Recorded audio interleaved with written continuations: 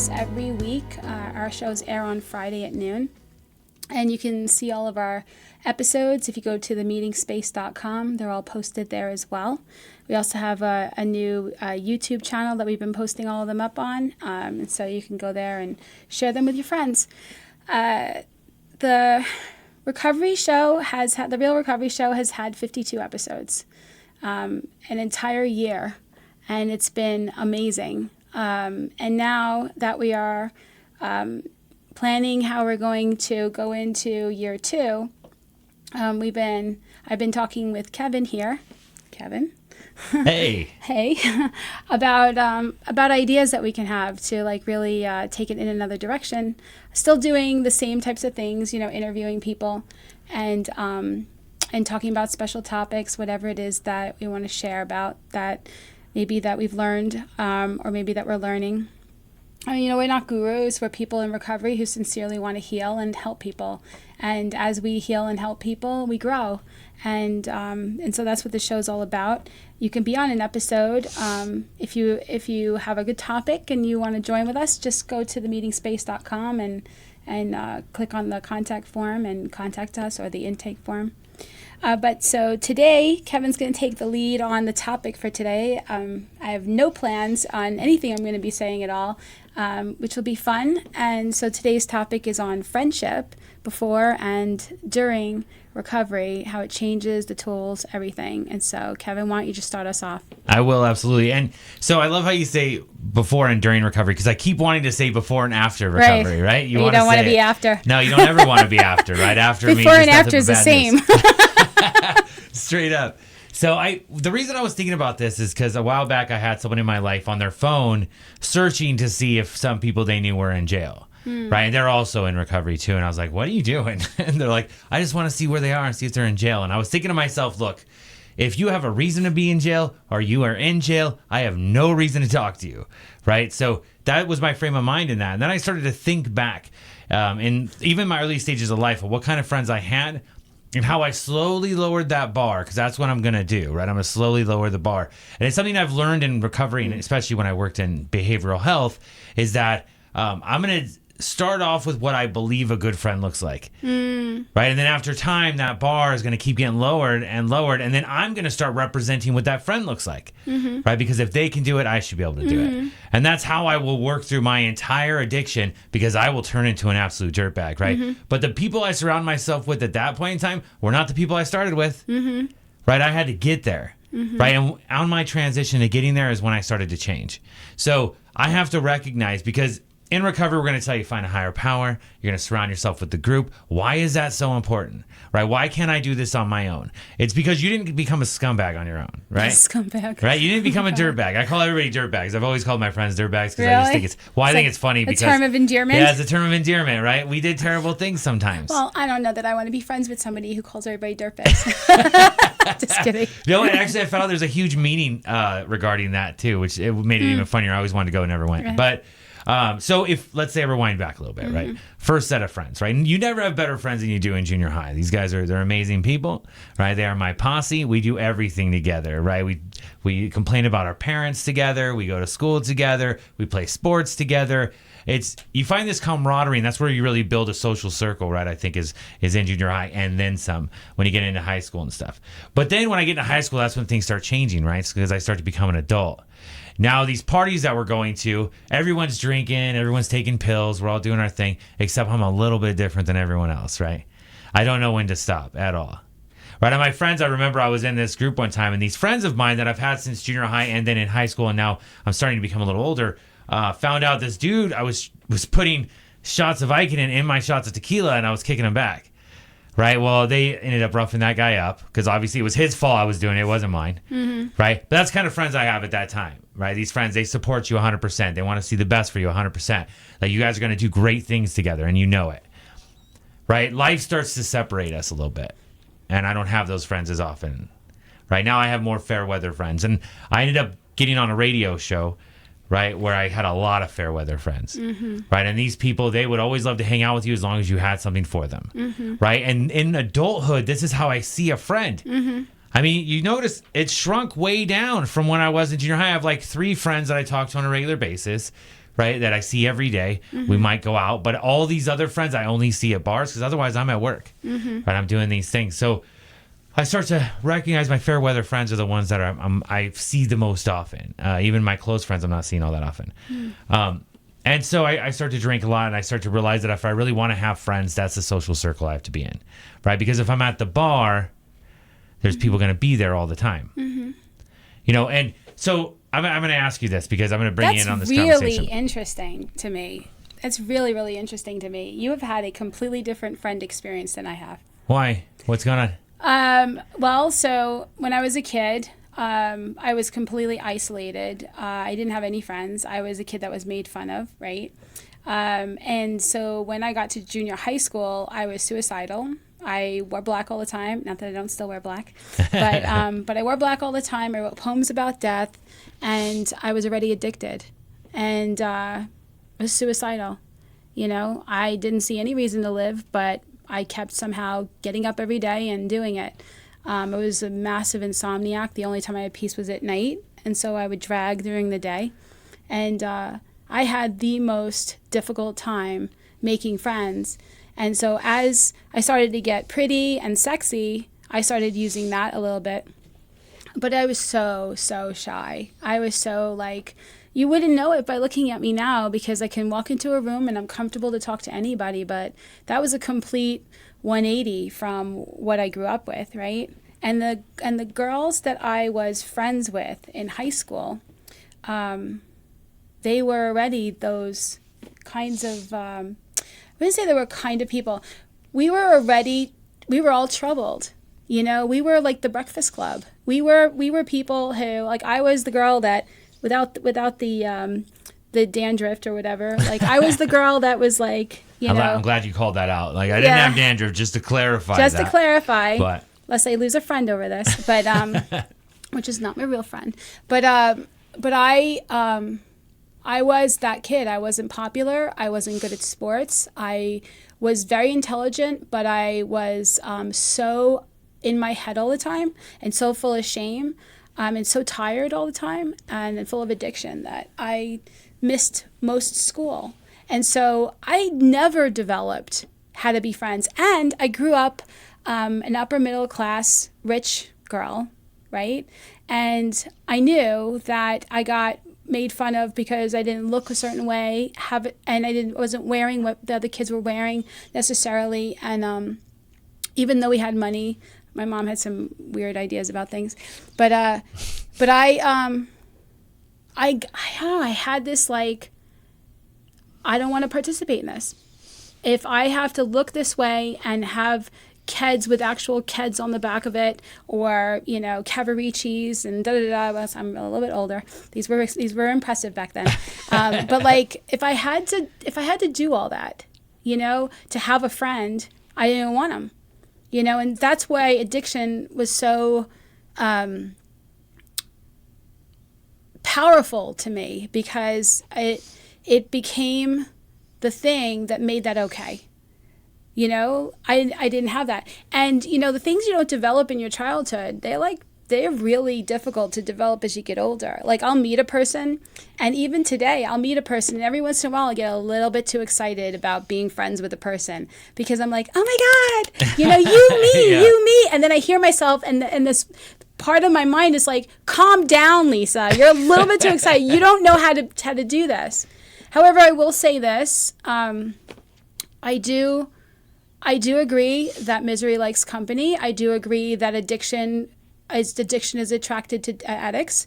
I do agree that if I want to be in denial, I have to be with people that are going to co-sign what I'm doing. Yes, that's exactly it too. And I also grew up believing two things.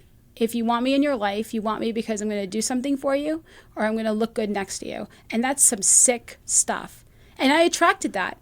I attracted the poor me's that wanted me to rescue them, and I would have like a cape grow out of my spine, and that would give me a false sense of self-esteem, right? And then I would have the guys that I kept at an arm's distance, who wanted to be with me, but I wanted them to be my friend because I didn't want to be alone, but I didn't trust anybody, and so I called them friends too. But nobody was a friend, because everybody, and even though there were some good people, I feel like, that were in that, and I know I hurt some people, You know, I do believe that I had no concept what a friend really was. You know, everything was, what do I need to do for you? Who do I need to be? What people pleasing do I need to do? What self-abandonment? Who do I need to be your friend? Who do I need to be to have you in my life? You know, and with all that toxic shame, needing so much affirmation, you know, and then all that terrifying fear of abandonment and being so afraid of losing what I think I have, whatever the it is of the joining with another person, you know, and then all that, like, not trusting my own judgment, my own intuition, and not knowing who I really was, right? All the headspace before I got into recovery, I was like a chameleon. I was like, who do I need to be? And I was lost. I was out here trying to fit in. And then I was self-medicating, trying to numb out the awareness that I couldn't do it. I had no skills whatsoever. And everything was like transactional. Friendship was transactional, you know? It was toxic. You know, so it's interesting because you feel like you had that, you had the camaraderie, you had the friendship, you had that. But as you started to want your drug of choice, as you started to want that experience, your friends had to change because to fit back into that lifestyle, into that circle, you would have to be able to show up. You'd have to be able to be a friend. You couldn't be, as we are, so self-absorbed when we go into all the way into our addiction. Me, I was self-absorbed from the gate. Like I like stared at my navel and pulled lint out and pontificated the universe and why am I here? Because I was so depressed throughout my childhood, you know? And I was so depressed because, you know, I grew up in alcoholism and my mom said that the reason she was miserable was because of me, you know, and like just for being born. And so that kind of stuff, you know, sets a pace. So everybody has a different friend experience, right? But there is, I feel, I'll say this and then I'll turn this back over to you. Would you agree? I feel like there is, and you don't have to, but that there is a common kind of thought process for the most part, like some more than others and different people, right?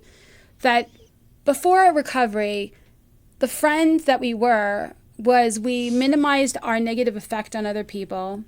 We were very much focused on what we were getting or what we were afraid of losing, what we looked like, right? And we couldn't be a good friend. We didn't even have the spoons, the extra, the inspiration, the love, the tolerance, we didn't have it to give. We couldn't really show up. Even if you were like codependent like I was, where I was like the hero, I was wanting to be helpful, but I also mainly was wanting to be the helpful person. You know, it wasn't really so much about, you know, living and let living and being supportive to other people. It wasn't really so much being a good friend, you know. It was always in some way, you know, self-protective and controlling and like self-seeking, and even in my like finest moments. And I did good for people, but I was not, I don't think I ever really had any real like friendships until I got sober, started feeling feelings, and started being authentic and letting people in. I don't even think I did. And that's a lot of years to go without ever really feeling like anybody knows me, you know? Yeah, absolutely. I think every friendship was transactional up until a certain point, right? And especially in my addiction, I don't think there was ever a single person I cared about longer than whatever we were doing in that moment. Right. You just lose interest. Yeah, absolutely. Or you think, you know what, you're not good for me because you want something else, or you need me to show up more than I should, or you have an opinion that I don't want to hear. Yeah, or we're done using, so I'm going to leave now, right. And I might see you next week. I don't know. It just depends on where I end up. So, and it's true because I everything that I think you could do, every terrible thing I think you could do, you had to have done because I would be willing to do it. And if I'm willing to do it, you must be willing to do it. So then I'm not going to stand around and let you do it to me. Right? I can't live that kind of life. And, right, exactly. I'm not going to trust anybody that was going to be friends with me because I didn't really like me. Yeah, exactly. Like, I was suspicious of people that wanted that. Yeah, I was like, what do you want? And it always falls back to the reason I don't like you is because I see me in you. Right, always. And that's why people say when you don't like something about someone, it's probably you're seeing something about you in them that you don't like. Right? So there's another thing to this too. Like, when a person has a child and then they see themselves in their child and they go, oh my God. Like, you probably see yourself a little bit in your child, right? Oh, I know your child's a daughter, right? Yeah. But like, so, what was I going to say? Completely lost my thought. Oh yeah. I couldn't stand women. Could not have a single female friend. Couldn't. I never understood that. Why are women like that? Because of what you just said. Because we are willing to be this or this or this or catty or jealous or we are going to judge. We're going to whatever when we're not in our right headspace, right? Yeah. We are full of shame. We judge ourselves. We don't trust. We do things that we would know that somebody else shouldn't trust. I slept with married men. Like I was somebody, I was afraid that women were going to steal my guy. Like I had that kind of mentality back then because of things that either I did or I knew I was capable of doing, and I, had a strong aversion to my mother, who was a woman. And so, And it wasn't until, sorry, Kevin, I lost my period for a whole year. And I was like, and I went to an all women retreat, not for the purpose of my period, but I went because I felt guided and I was invited, and I went in spite of the fact that it was all women. And because it was spiritually aligned with what I wanted to do, but I was going to tolerate the fact that it was just all going to be women. And I went there. And I sat in a breakout session, and this one girl said, how did you learn how to be a woman? From women or from men? And I was like, oh my God. I learned what I don't like about women from my mom, from my experience like growing up. And then I learned who I thought I was supposed to be through the guys, through my brother's friends, through Playboy, through my dad's cheating on my mom, stuff like that. And I was like if that's all I got on that whole weekend, that would have been significant to make a serious psychic change. Just that, who am I thinking I am being, and why do I have such an issue? How can you hate women when you are one? You can't possibly be comfortable and at peace in your own skin, and for sure, know yourself. If you hate the same gender that you are. But that's how I was, and I had those wake up. And for the rest of the trip, I went through a metamorphosis where I ended up taking a whole bunch of numbers. I was crying and singing at the end on the Sunday when everybody's getting up saying, this was so amazing. I wasn't even going to come and I'm here and whatever. And I was like, How what? How long in recovery were you at this point in time? I was in Texas, so maybe 5 years. Gotcha. Seriously. And but what a difference. These are the things we don't learn, until we get, until we start looking more and more at ourselves and we start practicing some of the principles and the tools that we learn of how to actually not come from a selfish, self-seeking, judgmental, resentful, fear-based perspective, right? Yeah. In recovery. And the people who are like my first mentor in recovery was the first woman that I ever trusted, that I ever felt loved me unconditionally. She heard all of my stuff, including the stuff that I was going to take to the grave, and didn't blink, didn't make a judgment. And I was like a hawk watching her whole vibration. And I was like, wow, if, I've done 10,000 things worse than she has, this woman, and yet here she is. And I was like, maybe I can get off my own hose. And, and I don't know. Now I don't have any issue at all. I can't even fathom who I was. I can't even fathom having that kind of perspective. But I lived like that for 3 decades. I lived like that, like being like that. a tomboy, I would tell everybody I was. So yeah. Yeah, that's what I think a lot of girls, they say that all the time. I just don't get along with girls. Yeah, well, it's a flag. Yeah. It's a flag. So if you're ever looking, to date someone or whatever, like to know that, if you have an issue with women, no judgment, because I did this for 3 decades, but like that means you cannot, it is impossible for you to love and know yourself and have peace with yourself and everything about yourself and hate women. First of all, it's impossible to hate people and really truly come from love, period. Yeah. But yeah, to really appreciate. And then as my friendships started to develop with women, my using men was less and less and less until I started to get a clue there and make some amends and do things differently and see them differently. Because the truth is, the only reason why I used men as friends is because I was so guarded, so afraid anybody who saw me, who really looked in and saw me, was going to like run for the hills. Like, oh my God, she's crazy, you know? Sick. And which I'm not saying I wasn't that, but I was terrified of it. I had so much toxic shame. I was so afraid of it. And so I used my looks to have friends. And I used when I had money and I could do things for people to have friends because I didn't want to be alone. But it was all smoke and mirrors. It's nothing real. There is nothing real to live your life not believing that anybody really knows you and not believing that anybody really cares about you. That's the gift of a healthy friendship, is to know that you can be like the Oprah Winfrey cry when you're like, or you could be like having a really good day and this person loves you the same, doesn't compete with you, isn't jealous of your good fortune, doesn't shame you or judge you or push you away, for your temporary things that you're walking through, right? Will pull your hair back when you're puking the stuff that comes up in life, right? That's a true friendship. That's true intimacy. But what do we know of that when our best friend is alcohol or drugs? What do we know about when our tools are nothing that joins, but things that just protect ourselves from everybody and everything, but wall off the world?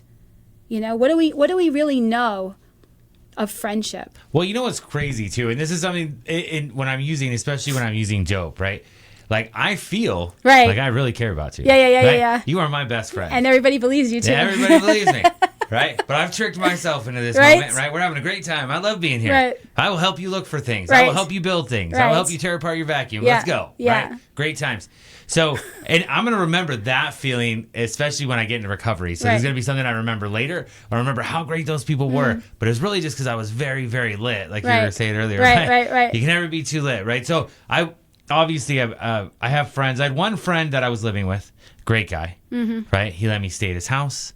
He had me eat his Fruit Loop cereal, right? The Fruit Loops, wow. Yeah, right? Those are the best. Those are the best, especially when I was high. But so that would be the only thing I ever ate. But there was a couple other things he did. He just let me in his house. However, he made sure I had to go get dope every day, right? And bring it back. He would kick me out on a regular basis, right? But I'm a junkie, man. I don't care, right? I do not care about you enough. So if you kick me out, I'm not even insulted by it. Right? I'm thinking, I get it. I'll go walk down to the other house. I'll stay there a few days. By the time I come back, he'll be strung out, ready for me to move back in, and I'll just stay in the other room again. And I did. It's exactly what I would do. Right? What am I doing right now? Yeah. What kind of people am I chilling with? Yeah. And when I recover again, I will look back on this guy and go, I wonder what he's doing right now. Yeah. What do I care? Yeah. Right? Unless he's reached out to me for recovery, then I care, right? But even then, I'll be like, I'll see you at a meeting or something, right? I won't actually go hang out at his house or anything. Right? And that's something, again, I'll also learn in recovery. Yeah. But these friendships, these are important to me. Yeah. And they're important to me because I'm going to look back on these fondly for the longest time until I learn the experience of them. I think it's important to be able to say that I could love you, but I can also detach with love. That I don't just, my loving you doesn't mean that I have to be at the effect of you being focused on the disease. So like if somebody is acting out in addiction, they don't want help, or even if they're not acting out in addiction, they're just really negative, victim. They just want to complain all the time. I know plenty of people in recovery that act like that. Yeah, Plenty of people. in recovery too. Yeah. But like, I don't know. I put so much effort into having a positive attitude and for healing that I won't. It's important for me to not judge a person where their head's at, but at the same time be discerning about whether or not this is something that I want to feed my soul with. Like if there's somebody that really wants the solution and they want to be authentic and they want to tell me what's really going on and they want to be open to like solution, in the mind and they're going to get ahas and they're going to share their joys with me and then they're going to share their stuff with me. It's like that to me is intimacy. But if a person's version of intimacy is like a one track of negativity, it's like, you know what? I love you, but I can't do this. And if you want the solution, come with me and focus on the solution. But I'll get sick if I focus on you, focus on the mess. And so I could love a person and I can understand that they're going through something, right? But if they have no desire for recovery, for healing from that, for finding a way out of that, it's at this point, in all honesty, I could have some ahas and I could be completely immune and then I could go right into that for some reason and have a different perspective. But if I want recovery and I want the solution, I focus on people that have recovery and want the solution and I get more solution. Well, and that's if my I mentor focus used to on tell me people, that. if I focus on people who are focused on the mess and I try to plead with them and try to change their mind and whatever like that, I end up focused on the mess. It's just how the mind works. That's it. And so that person that was looking up their friends to see in jail, they're focused on the mess, right? Maybe. Right. What are you looking at? No, they were. Okay. But, so let me clarify. But no, it's every time I'm looking at this as someone in trying to find recovery, my mentor told me the same thing. You got to be willing to put in the effort, right? And I'm not going to be around someone that's not willing to put in the effort. If you can't make it to the places I go, if you can't live the kind of lifestyle I live, then what do you need from me anyways? To listen to you complain about things? That sounds miserable. I don't want to be a part of that life again, right? So you're not going to drag me into it. But I have certain people that say they want to be part of it, right? But if you're not... When I was first getting sober, right, and clean, I would walk down to places that I needed to be, right, from the trap motel I was staying at, right? And I would walk down there and I would sit there for that hour. Sometimes I would sit outside for half an hour. It was in the middle of summer. Yeah. Right? And I'm standing outside. It's like 100-something degrees, 110 degrees. It was in like Havasu City, right? So it's like scorching hot. And I'm standing outside, laying on a bench, just waiting for that door to open, right? Because I have nowhere else to go. Right? There's nobody else I want to talk to. All I want out of this deal is to not be upset anymore. Right? There's nobody I can lean on. Those friends I thought I have aren't existent. In fact, so much so that I was at a grocery store walking out of it and I see a friend pull up and he's like, hey, Kevin, what are you doing? And I was like, oh, I'm about to go head up to this place. And he's like, hey, can you give me a bag? And I was like, I literally just told you I'm going to that place. And he goes, just get me a bag real quick. Yeah. The guy in the car, he's like, get out of the car. You know? And he goes like, get in the car. So I was like, all right, whatever. So I get in the car. He's like, all right, where are we going? And I was like, all right, turn up here, make a left here, pull up. And I go, all right, thanks. And I get out and he goes, where is this? I've never been here before. And I was like, oh, it's that place I told you I was going. So thanks for giving me a ride. He's like, he screams at me, and tails off because obviously I was going somewhere where they don't do that sort of thing, right? And I was going to spend the next hour of my life. So he's super upset, right? But that was one of my friends. That was one of the people that I would stay at his house. He supported me when I was having rough times. Yeah, no. Yeah. No. That's, I think, one of the measuring sticks for me for whether or not somebody is my friend, like truly, is whether or not they want my highest good, even if they don't get something from it. You know, if whatever it is that they agree I should do is contingent on what they're going to get or not lose, like if it's all about them, I don't really feel like they're my friend, you know, because I don't really feel like in a moment when I really need somebody that they would really be an advocate for my highest good. Well, and I really want somebody who would be an advocate for my highest good, which is to me the mark of a true friend. You know, somebody who roots for you. And you know, you mentioned about going into like okay, so outside of recovery, we we tend to attract and be attracted to addicts, alcoholics, people with some, right? These are our people. Yeah, I can smell my own, man. It No, doesn't even matter where I'm anywhere, at. I'll find you. Anywhere. Yeah. I could go do. I know who you are, and I'll find the one who grew up in alcoholism and addiction. I am always do. Oh, you're an adult child. Do.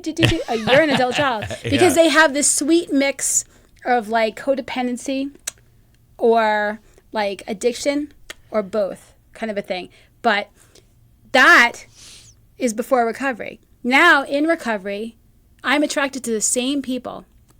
I'm attracted to the addicts, the alcoholics, and the codependents, and the people who grew up in alcoholism or dysfunction. I'm attracted to those people, but I'm attracted to them in the solution. And that's the difference. Those same people, before recovery, if I was friends with them, it's toxic. It's not going to get me anywhere. It's not. I'm going to end up, we're just going to share the mess, right? But it's the same thinking. It's the same, different. We're different, but we're the same, And in recovery, there's this feeling where, like, it's like kind of like that show Cheers, ironic to say. Yeah, that but is very ironic. But he would go in and it was like, where everybody knows your name. I'm sorry, I'm singing. But and they're always glad you came. You want to be where, That's my favorite part about this whole thing. But it's like, that's the feeling you have when you go into a recovery. Instead of it's like, oh God, here are my people, and let's go like talk about saving the world while we go get lit and do nothing. Yeah. Or you get this uplifted feeling and this unconditional love where people know you and they don't even have to know everything about you. You don't even have to get up in the podium and share anything about your life yet. You don't have to do anything. They already know enough to know that you're their people and that you're safer because of where you are, what you're focused on, and what you want. And so right this moment, we're going to take a quick break. Please remember that the opinions expressed here are strictly those of the people who gave them and do not represent any 12-step program or should replace your own intuition or professional medical advice. We're going to go to a quick commercial and we'll see you in a bit. Thank you. The Meeting Space is a facility with over 100 weekly recovery meetings for addiction from alcohol, drugs, sex, food, gambling, codependency, and PTSD. When someone is scared to go to their first meeting, we walk them through the process, ask them and answer questions to assuage their concerns. Many are court-ordered to attend, and we provide free court papers and teach them the process. Our glass-enclosed, soundproof children's playroom enables parents to be in a meeting while watching their children. We have healing workshops, craft fairs, and special authors who come to teach and sit with our fellowships. During COVID, we were declared an essential business by the County Commissioner's Office. We were kept open so that we can continue our daily work with traumatized chronic relapsers and those who would have used alcohol or drugs in isolation. Local businesses rent our space as well to financially help with this mission, and they get to have a great location for their business meeting or training. The recovery store in the center of our facility provides literature, clothing, medallions, and custom gifts to encourage, aid in, and celebrate a person's recovery from alcohol, drugs, PTSD, or unhealthy behaviors. Both the recovery store and the meeting space are open every day, including holidays. Saving lives, educating the community, reducing social stigma, providing a safe place for people to heal. Our nonprofit is supported entirely by donations by people like you who want everyone to have a place to go to heal.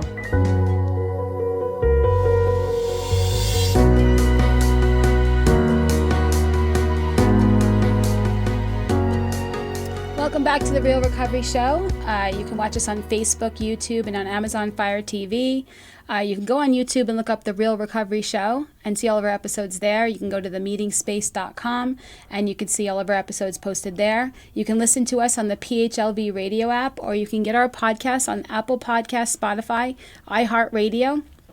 And before the break, we were talking about friendships and what we've learned, and we're getting a lot out of this conversation. So welcome back. And Kevin, would you like to continue us on this great subject? Yeah, absolutely.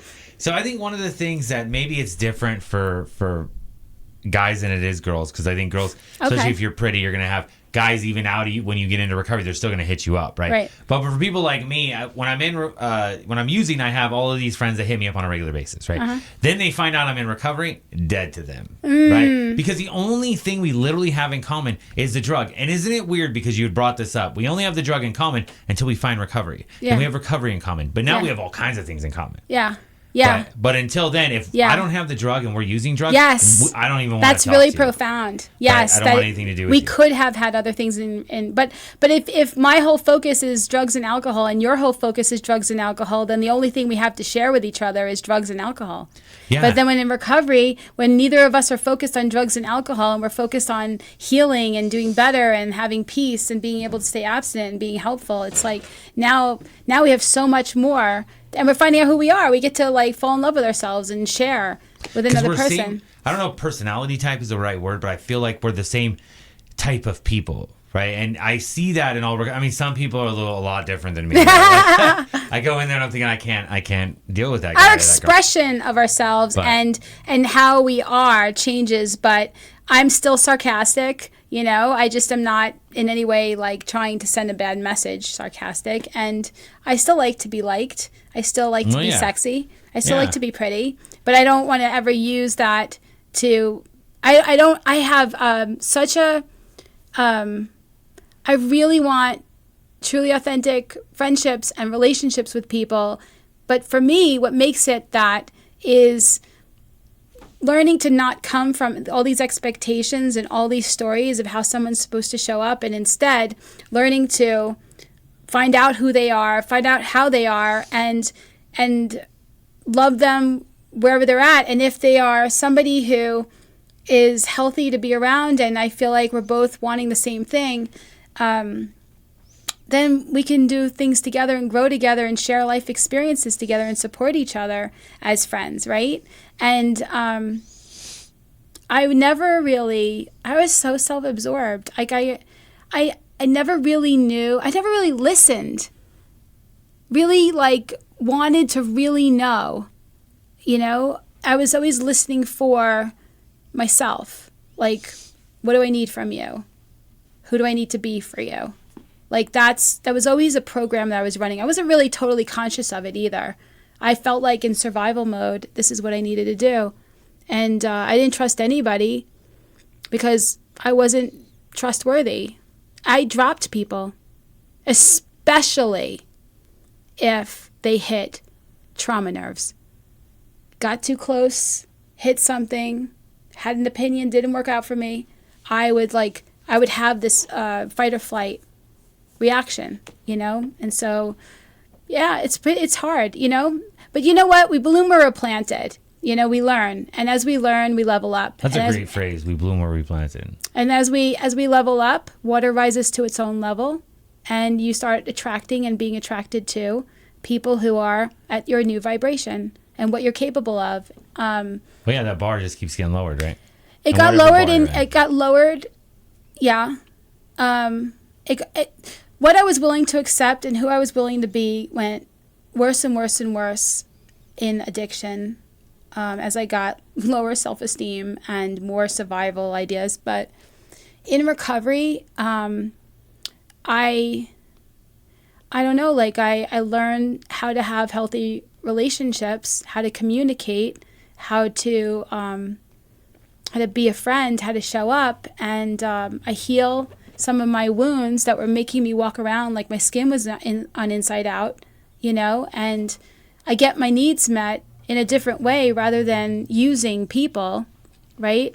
And as that happens, and each thing is motivated, each healing is motivated by realizing like, oh, that doesn't work, you know, that didn't work, you know, and going, how can I do this differently? And I know I level up because I'm able to get along better with people than I ever was able to before. I'm able to be helpful without being attached to results or needing to be a hero. I'm able to have tolerance and accept people's differences and differences of opinion which I could never do before. Try being my friend when I needed to be right all the time. That was fun. Yeah. You know? Yeah. So like there's things we learn in recovery that make us capable of being a friend, of really being a friend. Not to mention also that if we're walking around barely surviving ourselves, we don't have much to give. If we're full of resentments, we don't have much to give to be really a friend to anybody else. But as we heal some of this stuff and clean this out, we become more comfortable in our own skin. We're able to be more comfortable in our relationships. And honestly, also, we learn by using the tools of recovery that when we're wrong, what to do about it. That we're going to have character defects come up, that we're going to be selfish and self-seeking at times, and we're going to have tools to be able to fix it before it builds up and destroys relationships. And as we get better and better and better, we become better at being friends with people, you know, and that also helps our self-esteem because people genuinely want to be around us, you know, and there are people that we want to be around, you know, but this stuff happens over time.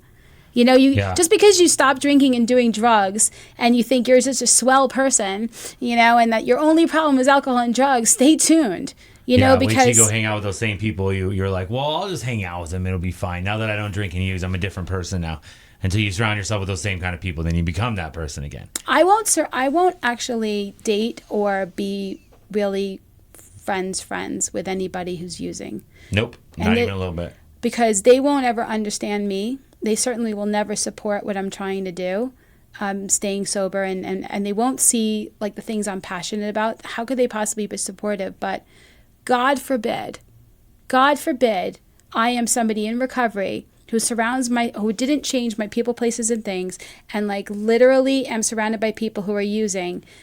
What if something comes up to heal, and their kindness is to offer me a drug? What if? Oh, that's totally what would happen, though. It's totally because, and even in their best, like they may believe their best intentions. They may believe that this is something that can help me. Like, oh my God, you're suffering. This helps me, Lisa. You should smoke. You know, you should have some of this. You know, take this pill. It'll calm you.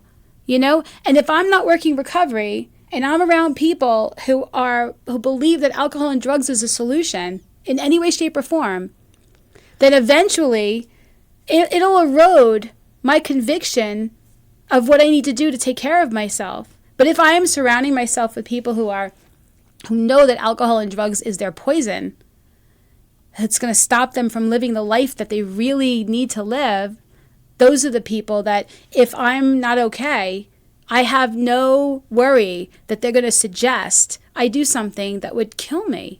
And they wouldn't even know it would kill me. They wouldn't even believe that it would kill me, the people that believe it's their solution. Because I was that person. I was the person who offered it to people and said, this is what's going to make you feel better. Let me take care of you. Better. Yeah. Right? If it makes me feel better, I would be rude to not suggest it to you. Oh, right? Even selfish if you got clean. I don't even know why you got clean. Right. I don't even know why you got right. Sober. Unless it was my last one. Yeah, unless I didn't have that much left. I don't even know why we're hanging out. Really? It's like, I don't know if I want, how much do I care about how you feel? Never. Because I don't really have enough of this. So I'm sorry, but in the effort of self-preservation, Yeah, that's it. Let me ask you this. So this is something I dealt with in early stages of recovery, is that I would think, well, how am I ever going to hang out with blah, blah, blah, blah, blah if I can't drink and go to the beach? How am I ever going to hang out with this person or that person if I don't ever go to the bar? Mm-hmm. Right? How am I ever going to see them at the desert parties or whatever it was? Right? I would always associate all these people with things that I thought I wanted to do. However, did I ever see those people outside of those events? Mm-hmm. And do I really find hanging out at the beach that thrilling? Right? I was talking to a friend of mine a while back, and he's like, he took a picture of him and a bunch of people in Bullhead City on the river. Mm-hmm. Right? Look at us hanging out on the river, and we're not drinking. What a great life we're living. Yeah. And I remember looking at that picture going, I don't want to sit in that river and not drink. You know what I mean? Like, that doesn't even kind of sound like fun. So now I'm looking back on all these things I thought were great and all these people I thought were great. And the only reason they were great is because you were lit. It's because I was lit. That was it. I kind of feel that some of the some of the things I've gotten honest with myself, and I said, I really never really wanted to do those things. They were self-abandoning. But some of the things I had a whole different thought process of, and I was like, I do want to do these things. I do want to dance. I do want to, go to a concert. I do want to whatever. And so like, how do I do that? And some of I do have friends that drink once in a blue moon. There is a difference between, in my opinion, having a friend that drinks once in a blue moon and having a friend who drinks. A friend who drinks once in a blue moon can take it or leave it because they value joining with me in that moment.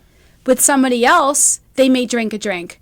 But with me, no, they get. And I know that they get how important what I'm doing. And they understand it. And I do know that they care about me. And I do know that these people would never offer alcohol or drugs to me. Never offer it if I was not okay. They know my life enough. They know, And so I could be around it. I can go to a wedding. I can go to an event if I have a spiritually fit focus.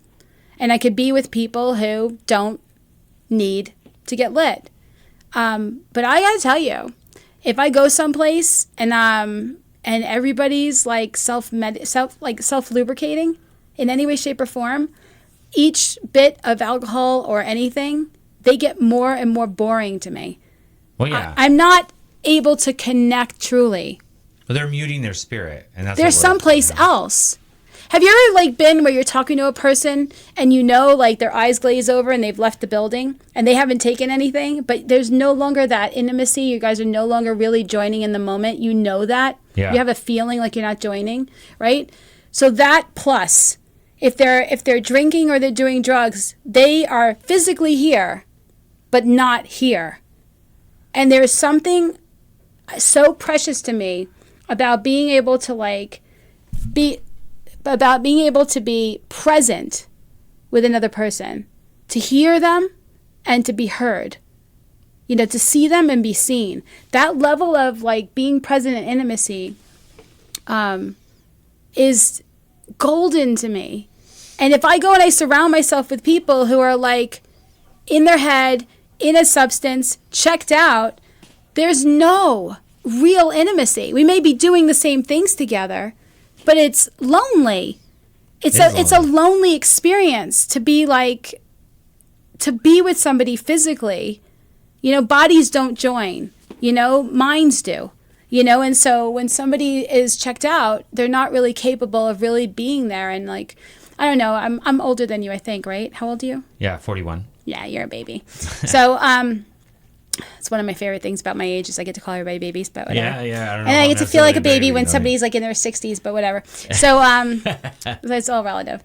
But like, I don't know, as we're in recovery, and I believe also can happen as we get older, our tolerance for bullshit goes down. And our desire for real goes up. We see people die way too many times. Yeah. We've had losses and we've wasted time. We see that, the clock is ticking and we have maybe more years behind us than we do before us. Dang, that's the truth. And we've gone through so much to be able to save our own lives, to save our own sanities, that we want quality. We want a quality friendship. We want quality relationships. And we want to be the kind of person that can have that. And so for me, working on myself partly is so that I can have great relationships, so that I can feel comfortable in my own skin, so that I can do this stuff. And I think that's when people tell you to write that list, they always say it for a significant other, but you can do it across anybody. The board. Yeah, you write a list of the qualities you want out of a friend or a girlfriend or a boyfriend or whatever. And then when you become that, you attract that. Yes. And again, this is all, if like in the beginning of this conversation, what I was saying is the friends that we had in our addiction led us to become the people we were. So then we find recovery. Right now I'm in recovery, and I walk into the room. First thing, some guy walks up to me and goes, "Hey, have you had anything to eat, and do you have a place to stay?" Literally, I was sleeping on a chair outside some dude's house who did not care. Somebody about me. said that to you? Yeah. That's such a God shot. Yeah, right? And I must have looked like a guy that needed a place to live and some food to eat, right? Now I do not look like a guy that needs food to eat, right? But back then I did. So he asked me that. And then at the end of the meeting, some other guy asked me the exact same thing. And at that moment in time, I realized I'm surrounded by people that care more about me than people I've known for years in my addiction. Right. I'm starting to build friendships. But now I'm still going to use them a little bit, right? Because You're new.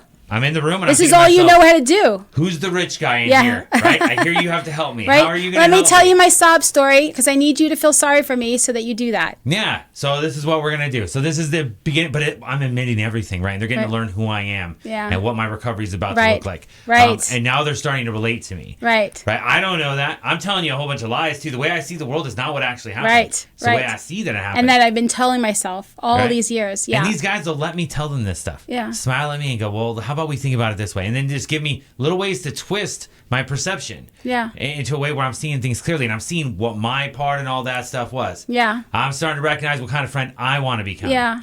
Now, when I look at people now, I tell people, you can have an expectation of me. Yeah. I can't have an expectation of you, but I want you to have an expectation of me that when you see me, I will be grateful that I see you. I will be happy that I see you. I will smile at you when I see you. Can't say I always remember your name, but, we'll have that camaraderie in the moment. And when you walk into a room that I'm in, you'll be able to tell that I know you're there, right? I want that expectation. I might not always be able to pull that off, but that's the kind of person I want to become, right? That's the kind of friend I want to become. So no longer am I looking at what kind of friend you should be. Yeah. Because I shouldn't care. Yeah. Right? I'll attract the people that I want to be. Yeah, I agree. I feel like I feel like it's healthy to have reasonable expectations of people, but no attachments to it. I feel like we need to know that we're all progress, not perfection. And that as long as I'm trying to do better, I forgive and I forgive myself too in the process. And that's important. Like I can't possibly be a good friend to someone else if I'm so hard on myself. And sometimes that's it. Like you see somebody else and you go, well, what would you tell a friend? If your friend, people have said this to me, Lisa, you're being way too hard on yourself. What would you tell somebody that told you what you're talking about? How would you talk to them? How would you see them? It's like, well, I would tell them that they need to trust God more, or they need to get off their own hose, or maybe they need to make an amends and look at their part in this or something, but that I love them anyway. It's like, well, can you do that for yourself? And so this reciprocal thing where we learn how to be better towards other people, and then we find we're able to be better towards ourselves and vice versa. But in recovery we learn how to do that. We learn.